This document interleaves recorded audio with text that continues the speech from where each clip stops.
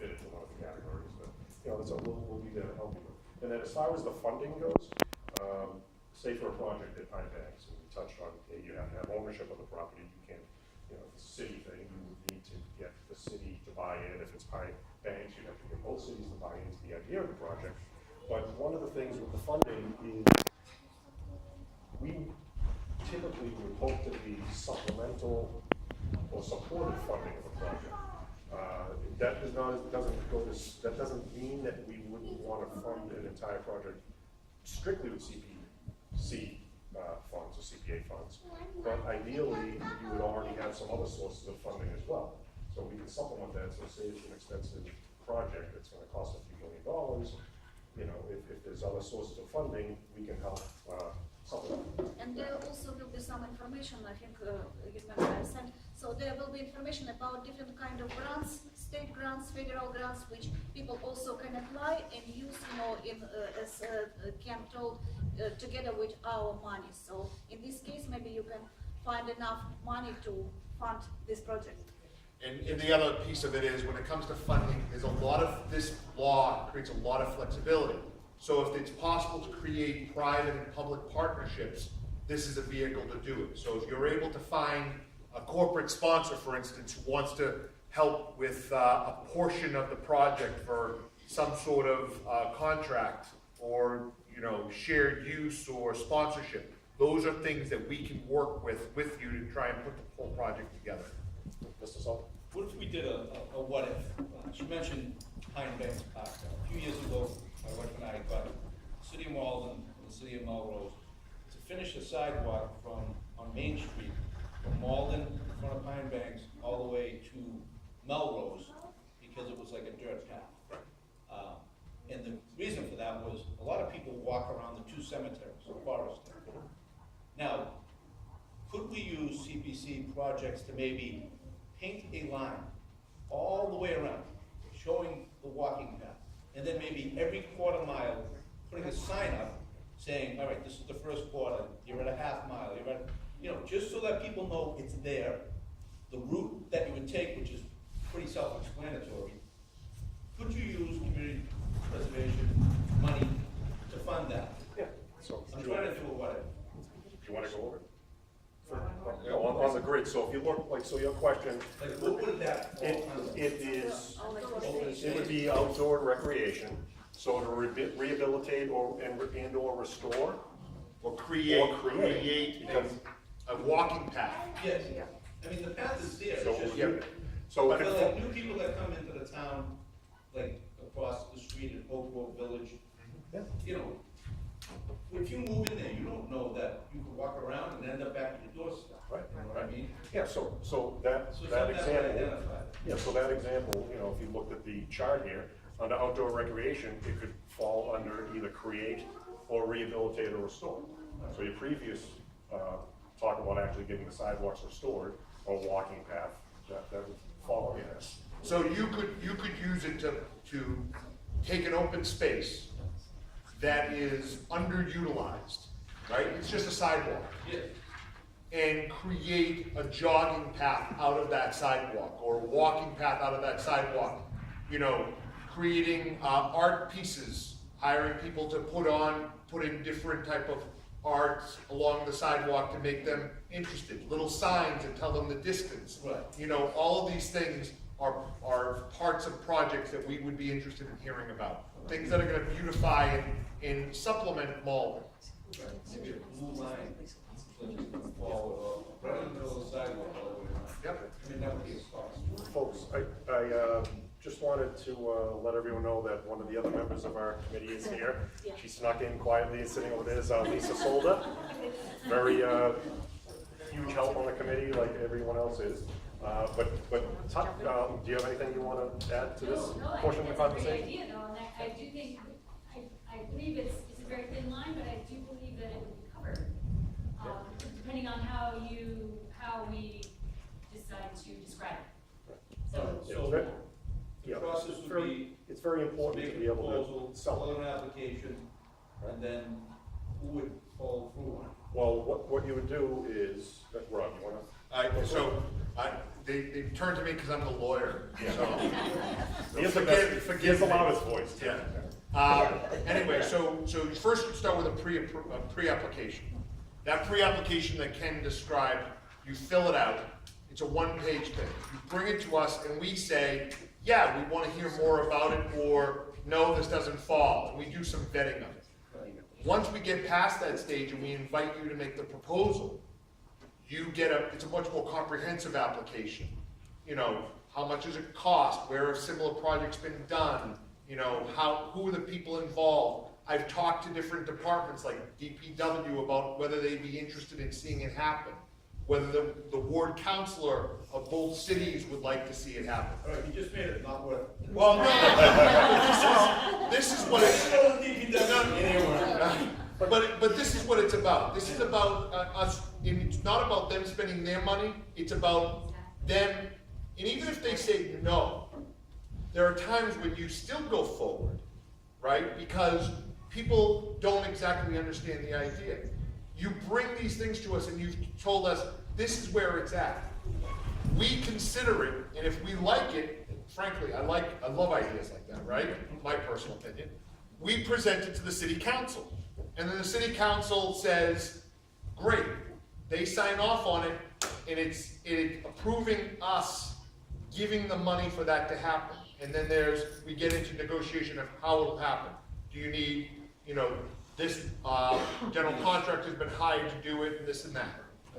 And it just as a segue, it just is a perfect example of bringing another group together. Believe it or not, that's something that actually I'm working on with Malden is moving and Mass in Motion. And I've already talked to Scott Forbes over in Melrose. He's on the Wyoming Street side of Melrose. And we were trying to reutilize the Malden walk sign, but unfortunately, according to Malden Arts, Frank Steller has only given us permission to use it in Malden, because we wanted to use it and say Malden walks, Melrose walks on the other side. But it would be great because we have some funds from Malden is Moving, or Mass in Motion, to be able to start that process of actually making that walking path. But it would be great to be able to combine CPC money with it. So that's where you could actually have two groups and two cities come together. So it's a perfect example of how you could utilize this money. So yeah, great idea. And it's something we need. Love it. So we're willing to help everybody do these projects, but we need the input, and we need people who are going to step up and be the mover and shaker of a project, because this is how you build community. This is a great example. I'm a property owner. It's my tax dollars too that are sitting in this account. I want to see something happen, something positive. Yeah, So. our goal is to spend this money on projects that we think support the whole community. Just before I answer something, I just want to, one thing, Mike, that you brought up is, you hear the process, we gotta go through this application and everything. We will be there to help guide you through the process, and also when we get a little closer and we actually have the application out there, we're gonna have workshops to help people, walk people through how to do this. And most likely if it's a large project, you're not gonna be alone. Like Rob said, you're gonna have partners. You're gonna have a partner with a different organization. It might be Bread of Life. It might be, Habitat for Humanity. It might be, the mayor might wanna have something. It might be a corporate sponsor. As you mentioned, it's very exciting because there are a lot of opportunities out there. And really, it's up to everybody's imagination to come up with some of these projects that we all want to see get done. And we're spending, we're talking a lot about open space here, but there's also historic preservation, which Ina will expand on in a little while if she wants to talk about that in a couple of minutes. Or there's also the affordable housing. There are different areas that we can help fund to get some of these projects that everybody is, grassroots are interested in the city. I'm sorry, you had a question? That's okay. No, I just wanted to commend the gentleman because I moved here 8 years ago and I've always liked to walk or run, and I knew there was a path, but I wasn't quite sure at times until I got used to the neighborhood, Right. which way I should go, and that would make things very, very, very helpful. And also the idea of having how far you go. That's great. No, it's excellent, That because would be a great idea, my wife, really. my wife grew up in Wakefield, right? Everybody knows Lake Powder, right? And you go there after work, you see like half the world is walking around. That's a fantastic idea, to create our walking, our Lake Quannapowitt could be that whole Yeah. route from Sylvan Street, Lebanon, Forest, Yeah. down Main. Yeah. And it's a great idea with the signs, and also one of the things you can do is occasionally, there's things called pocket parks, where you can you can create a little bench, just a bench with some flowers and stuff like that, just sit and take a rest, you know. Doesn't have to be everybody, running around, you can take a nice leisurely walk. I'm getting older, I wanna take a leisurely walk. And somebody else had a hand up. Oh, question. There's an ugly rocky piece of land on Main Street, right across from the cemetery. It's for sale. I hear that Habitat for Humanity is looking at that as a potential project. Couldn't we help them by maybe buying the land and they build on it? And we put like 4 or 5 families in there? Well, it's a project that someone would need to come to us and ask that question. Now, we couldn't just, we can't decide and present a project ourselves to buy it. Someone would need to come to us, to present it, and, you have a group of people that would be involved with that. And if it was a habitat, and it was. Councilor Di Maria has been talking about this, and I don't know to what degree she's being involved with it. But I believe that Habitat has been looking at buying the thing, and they're negotiating with the current owner. Yeah, which is the MRA, and, if they are negotiating with it. MRA? Oh, it's not- Yeah, actually, the city owns that. The MRA owns I that. believe the MRA The did MRA take it. owns that. Yeah, the MRA did take it. yes. Malden Redevelopment Authority. Oh. Bought it, So- several years ago. Just to, Ken brings up a very interesting point. We, as a committee, made a decision at the very beginning of our work on this, that none of us would propose projects, because we wanted to make sure that, I've been on Conservation Commission here in Malden almost 20 years. And has been on Historical Commission forever. Ken's been on the planning board forever. So we all have kind of pet projects that we'd love to see happen, and we forced ourselves not to. We want to hear from the public. We want to hear from you and the rest of the neighbors, etc. So when these things, ideas like that property there, I'd love to see affordable housing go up there. But when that stuff comes up, it's really going to be up to the public to push these ideas to us so that we can help you, guide you through the process. Because without you doing it, it's not going to happen. Yeah, we're oversight, and we're trying to keep a really strict line so that we can look at every project objectively. Just a quick question. I missed the early part of this evening. So let me see if I understand. So you have regular meetings, and at those meetings, residents could propose projects? How does that work? No, we have regular meetings right now, because we're trying to develop the plan, and the draft, and the application, rules and regulations, and try to get everything up and running. The process is going to be, you will fill out a pre-application to see if you qualify in one of these categories to go ahead. And that's so that you don't waste your time filling out a 30-page document coming with all this information and then just realize, oh, well, you don't qualify for this funding. So you go through the pre-app. If you get a positive response to that, then you fill out the application. Once there's going to be an application period, but we still haven't determined that we will accept applications, and there'll be public hearings. So you would come and present your project in a public meeting. And then we would, after that, deliberate on the project. And I'm sure there's gonna be more than one project, and, although that does sound like, oh, wow, we have $1.3 million, if we've got 10 different projects that are viable, that money will disappear quickly. So we are gonna have to, figure out what the projects we want to recommend. Okay, so then the process hasn't started yet? No, Yeah. Okay. no. The process itself for the applications, things has not started. We're building out the framework, Joe. So Okay. there's no framework in place. We're building out all the framework first. And then everyone will be notified? That's and- correct. Yes. Okay. And there will be also information on the website, all the requirements, guides, advices, so it's not like you're thrown into the sea and then you try to swim. So all information will be on the website, and because we are not the first on this road, a bunch of other cities as was told, and some of them took 3 years to go, and we are very fast, going down this Yeah, we're road. trying to fast track it as much as possible. I mean, as we said, we started in February, and we're hoping to have applications this year. So, we're trying to get it up and running as quickly as we can to get some of these projects funded. So, we've talked about, a number of things, but and it's a good segue into what are the priorities for the projects. So, the CPC is going to prioritize projects that are consistent with the community values, improve accessibility for all members of the community, and incorporate sustainable practices and designs. Okay, that all sounds, it's wonderful, right? This includes, but is not limited to it, I am just gonna go down the list, protecting natural resources, cleaning up contaminated land, increasing trees and vegetation, particularly native, perennial, and drought-resistant species, revitalizing and reusing existing building and structures, using reusable and sustainable materials, using renewable energy sources, achieving high standards of energy efficiency, expanding permeable surfaces to increase groundwater infiltration.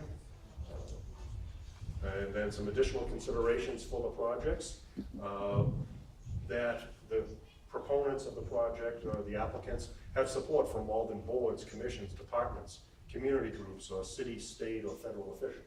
So again, if you want to do something in Ward 5, one of the best places to go first is go to Barbara and see if Barbara would endorse the project and be behind it. You want to have community involvement, you want to have your neighbors involved, you want to get some support. So if you are going to come before us, and say, like, oh yeah, but, Debbie DiMaria's behind it, Barbara's behind it, the mayor wants to see this done, or, I've already talked to the DPW and they will support us, support this project, or it's possible, not possible. The whole idea is just to get out there and get the community involved in this. Again, and the next thing, it needs to be consistent. The project needs to be consistent with the goals and priorities established in other current planning documents, but not necessarily explicitly addressed in the plan. So we have a number of things going on in the city right now. There's open space. Plan. Yeah, I'm sorry. I forget what it's actually called, and then my wife would kill me if it's like this. There's the open space and recreation plan.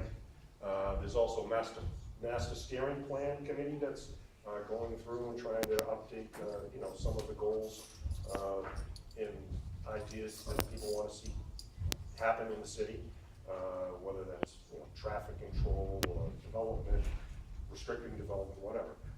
There's also a complete streets task force out there, and a commercial street corridor plan study group that's going on there. So there are a number. We're actually at an exciting and crucial point in the city because we have a number of studies going on. We've had the master plan steering. We've had a lot of community involvement that's helped identify what the community, and the community is us, right, want to see happen. So at this point, we're going to have a lot of goals. We're going to have ideas for projects and things like that. And this CPC helps provide some funding so that we can get these projects done. Another good thing it would be if your project, or the project, addresses 2 or more of the CPC, the CPA focus areas, or blended projects. So wherever possible, projects seeking the CPA funding should include multiple users and demonstrate how these users meet community need. All right. If you do have questions, we can go through and answer some questions now, but this is our information. You can Google it, but it's on the city website. You can find some of our documents that are there now, the draft plan and the draft pre-app. There's also a group that we work with that we have decided to join. It's the Community Preservation Coalition, If you go on their website, they are basically a group that has helped get this, yeah, it's like an umbrella organization that has really helped get this legislation passed in the State House. They provide information and services and advice to the individual communities that have adopted the CPC. You go on their website and they have, you know, some of their success stories. So here's one example. It's this Peter Igo Park in Marshfield. You know, you can see they have a video that you can actually go on the website and watch. It's like a time-lapse video of the project starting from, you know, just a bare field, and it ended up being this beautiful, beautiful recreation area. There's also this art restoration, because I know it was one at our previous meeting, so, you know, there was a lot of interest in either, you know, art or, you know, artist, actually residences. But there are ways of getting this stuff funded. Rolling Green Apartments project in Amherst. I'm not exactly sure what this did. Yeah, it was affordable housing, so it helped, you know, fund some of the affordable housing on this project. The next one is, again, some open space project. Now, there's information on each one, and I actually have some info and background on each of these projects. But these are things you can go to and just read about and to get examples and kind of a feel for what type of projects have been funded and have been successful uses of the CPC. Here's your walking path. So there's actually an example of how another community actually used CPA funding to work on our walking path. All right, so does anybody have any questions or anything you'd like to ask us? Any good jokes? A copy of the presentation? Yes. Yes. Yes.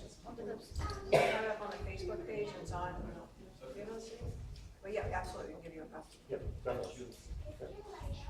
Okay. And, yes, Would you guys, ever consider doing, I work at the preschool in Malden, and they, could use a handicap accessible definitely. area? No one seems to want to, Fix the playground. Right, down well, that's the road. definitely That's- something that would be, that we, you know, would fall into a category that we could do. But again, someone would need to come to us. If you look at the plan, Yeah. they're making accessibility or fixing accessibility is a priority. Right. So bringing these type of ideas to us is a big deal. As long as it falls within those four categories, like open space or park, That would be fixing accessibility for a park, absolutely. even though it's a school?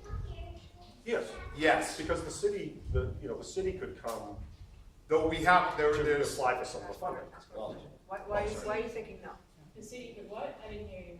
The city could supplement the, no, because it's because of the restrictions in certain areas. Well, there's no money.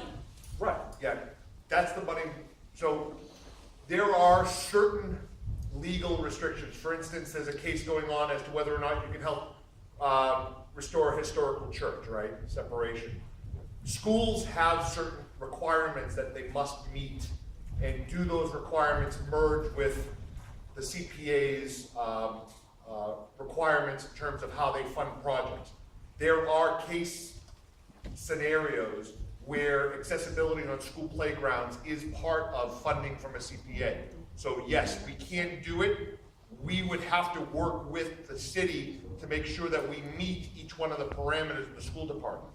But yes, those projects have been done in other cities. and not necessarily just a school playground, but a playground like at That's right. Baltimore League or whatever. Absolutely. That just became, we did it, made it accessible.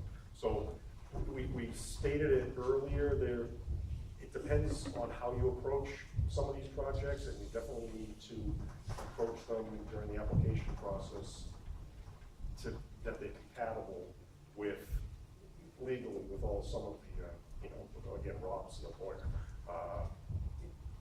being able to combine the funding with, say, a municipal project or whatever. These are all great ideas, so when we start having the workshops, then you can come to the workshop and say, this is my idea, does it fit in, to really look at the details, because that's really, and Lisa says it all the time, you know, what's that, where's the line? Because a lot of times there's lines where you can't cross over this line to get CPA funding, but if you stay on this line, the way you present it, then you're eligible for CPA funds. So coming to the workshops with these ideas, we can really look at what your idea is, and then how do we position it so you can get some CPA funding for it. Is that fair? And you mentioned, you know, the accessibility, and I had mentioned the open space recreation plan, that is gonna come out shortly from that committee. There is an appendix in there that basically goes through all the parks in Malden and assesses them for accessibility and identifies the needs of each park, what each one needs. So from that plan, someone could come up with a project, you know, it could be, you know, Friends of Forestvale could come up with some way of doing it, then work with the city and apply for CPC funds to help, you know, upgrade the park, to make it more accessible. So legally, I was just looking up the statute, so Yeah. as long as we're in compliance with chapter 766, whatever that is, okay? then yes, we would be able to help. Okay, so we have had in previous years, handicapped children, severely handicapped children, and there's nothing for them to do. So where does that fall under the kids? You know what I mean? We bring them to this school, we offer this for them, but yet there's nothing, they go to recess, but they could can't sit do there and watch. anything. Okay, so here's the dividing line, right? Okay. So CPA can fund a new play set that's accessible Okay. and access to the play set. Okay, We can't help with a park attendant who would be there to help the kids Oh, no. get involved. You know, so there's different lines. But when it comes to a school, yeah, we have to make sure that we are not interfering with the minimums and maximums that are established for certain school funding that exist. I don't think we're ever gonna hit any of the maximums that you can do for certain chapters, but like I'm you know, what we'd be doing would be making it so that other kids could access any child, in other words. correct. So you're So not they just could- turning around and correct, saying, yes, yeah, you're not yes. just turning around and saying, only this child or only this group of children can Correct. access it. It's gotta be something we do for the community at large. Right, because as of right now, it is for only those children, no handicapped kids can use it. Yeah, we could help to make it accessible. Yeah, okay, all right, thanks. Yeah, sorry, Bob. I just wanted to just clarify, it's like we just did with community development block grant money, we just redid the park out here to make it accessible for the Challenger League. Challenge League for baseball. So if you go out there now, there's a rampway so the kids in wheelchairs can get out and they can play baseball and sports, et cetera. Just 1 second.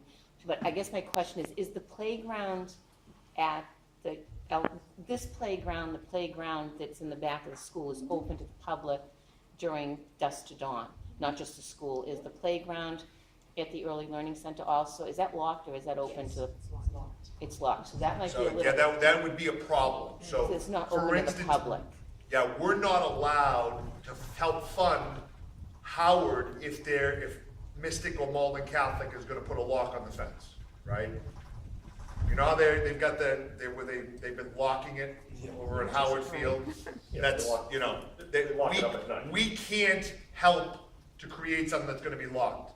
Because no one else can Well, use it's it. gotta, it's gotta be public. It's gotta be public, open all the time. Good and open and accessible, and the whole thing is, you know, we So started. so these kids will still have nothing, which is Well, so I- sad, Well, Well, I would because, suggest that when we have the workshop, I think it's a great idea. We can't really answer all the questions No, I here. know. So I think when we have the workshop, I'd say absolutely come and bring Yeah. whoever's gonna know more about. But Early Learning Center would have to agree with you to have it, the work done, and then agree that they're gonna take the lock off except for, you know, certain security times, or move the time to after dusk, like we do here, so that it's open until that point. it physically can't be, I mean, there's no lock on it during the day, it's got one of those things that, so Yeah. the gate can't open, because we have a lot of severely autistic kids that take Right, so- off, so the gate has got to be shut at all times, or we will physically lose kids. Right, and that's actually not a public park, that's part of the school. So, yeah, Right, that's that's why I something you said need a to school, address with the yeah. school. I think you could work your way around it, because the early learning center is publicly funded. Not a whole playground, just like you said, like just a little tiny something that they could, a wheelchair could go up and play with so-called typical kids. We'll workshop it. Okay. Great ideas. Yes? Obviously, we have a lot of really good ideas, and I'm sure a lot of people are thinking about other ones they haven't brought up yet. There's no application process yet. When is that going to happen? When are the workshops going to be happening? Well, we're hoping within the next 60 days to have the application complete. Yeah. Uh, So we meet twice a month, we meet over 30 Sometimes times, yeah, we meet over 30 times, and we started in February. I'm gonna talk about how amazing this group is. The city council really did an amazing job in appointing folks. This is the hardest working, I'm a senior project manager, this is the hardest working group I have ever worked with. So we're working really, really hard. We put together the plan, which is not a small task. I won't say finalized, we have a hard time finalizing anything, but completed the pre-application plan. And our next couple of meetings are going to be really focused on working on the application. So I hesitate for giving hard dates right now. Again, as a project manager, I don't like to do that. But we are working really, really hard on the application piece. And as soon as we feel pretty comfortable with that, we will start scheduling workshops and reaching out to the community to make sure everyone's aware of those. Oh, we'll do it. Get posted on the website. And how will That's you something want that's going to get posted on Well, Facebook. sorry, what was that? Sorry, say again? That's going to be something that gets posted on Facebook when it comes up. Yeah, Yes. exactly. Oh, yeah, There will be everything. also, in newspapers, on MHTV, so all our media which, accessible to public, there will be announcements about what we are doing. And we're gonna try, as soon as this is ready, we're gonna get the word out and make sure people know that it's ready and it's time, and, okay, here's your applications, come fill them out, and, we're gonna be there, to answer questions. Again, we're gonna most likely, I can't see us dropping down to less than 2 meetings a month for the foreseeable future. As Julie was saying, that's one thing that, it really is a fantastic group of people that are on the committee. And because they're all dedicated, and one of the ideas of the committee and that the city council will eventually settled on is bringing a representative from each ward of the city. So we've got incredibly diverse group of people on with diverse backgrounds, with different ideas, a lot of passion. There's not one non-passionate person, I think, on the meeting, on the committee. If you come to some of the meetings some night, and we've got some pretty heated discussions going on, but it's all, we're all here for the same reason. We want to help Malden. And if you ever want an update, or you come to meetings, but you also can email us, just reach out and say, can I get an update, we're happy to do that. Yeah, and again, we're on Facebook, and whatever news we have there and links, are gonna be up there for you as well. So Ken, when you're finished approving all these rules and applications, your committee will take the applications, prioritize them, and then approve the ones that will go forward. Is that how it Well, works? we will make the recommendations Okay. to the city council. The city council will approve funding for it. So we will look at a project and say, we've got a slew of projects, okay, yeah, this one fits all the categories, and, we'd like to see this one go And forward. you'll decide how much of your budget will go towards that project. Yes. Okay.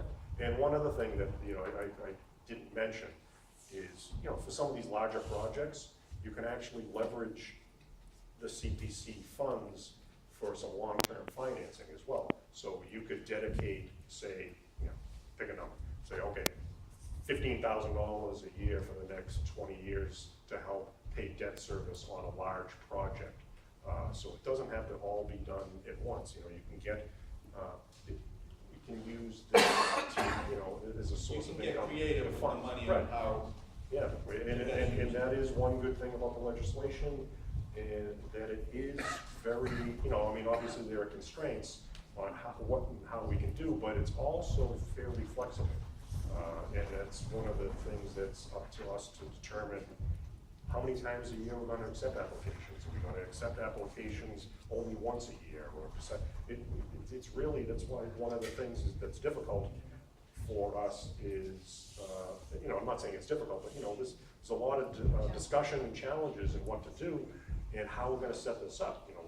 Again, as Rob said, the legislation tells you basically one thing. It gives you a guideline, but it doesn't tell you how to, it tells you what, but it doesn't tell you how to do it. So different cities and towns have different methods. Some will accept applications literally once a month. Others will say application period is the first 3 months of the year, period, and then nothing else, because funding occurs only once. So every city and town has decided differently on how this happens. We're trying to determine right now what the best interest of the public is and how, we can leverage, because it may seem pretty simple, just accept them as they come in, but actually the cost of the dollar increases the more often, and we lose, administrative costs go up and things like that. So we're trying really desperately to maximize the benefit to Malden, because we also are a 1% city. We've only taken 1%. A lot of cities have done 1.5%, 2%, up to 3%. So there's a lot more funds out there. We don't know where this goes, but I think that, we need to make sure this is done right at the beginning, as conservatively and as, cost effectively as possible, my opinion, so that we can prove to the city that this is a good use of our tax dollars. And once we get past that point, who knows what we come to the city council and request, 3-4 years down the line when these projects are out there and Malden is a better place for it. Again, one other thing about the funds, the CPC fund, it's a separate fund. It's not part of the city's budget.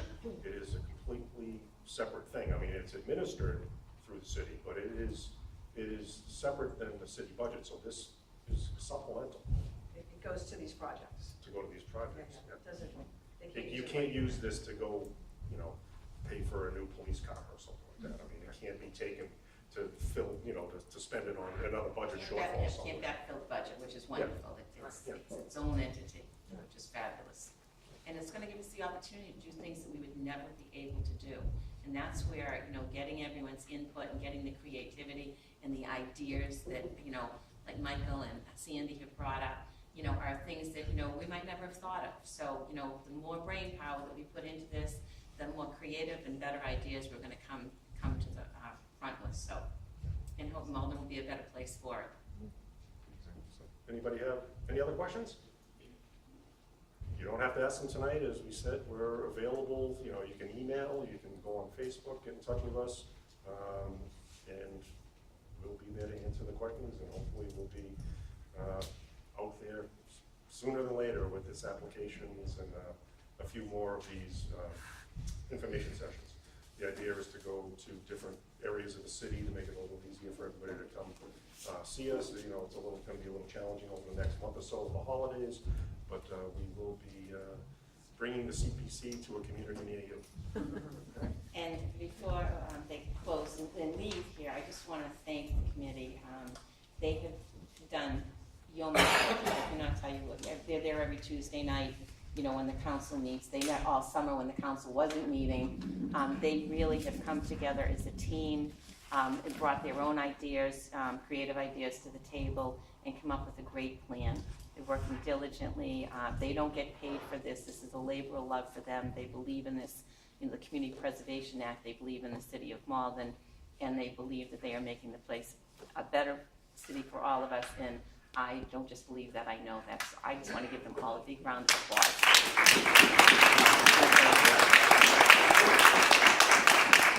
Because it takes people, this is when I opened up and I said, my thing is community. It takes people like these 8 people who are giving up their time away from their families, away from their businesses, seeing something that needs to be done and doing it. And Malden is full of great folks like this. And, together we make the city a better place to be. And, it takes a village. And, so anybody who wants to get involved in any aspect, we'd love to have you. There's always something for someone to do, whether it's with the CPC or just something in Ward 5 or something, that has to do with the entire city. It doesn't have to be focused around Ward 5. So I'm gonna be an elf. you're gonna be an elf. Okay, Julie's gonna be an elf. I get one elf for Christmas. So. Anyway. We will be there. And hopefully you have some cookie bakers in here, so.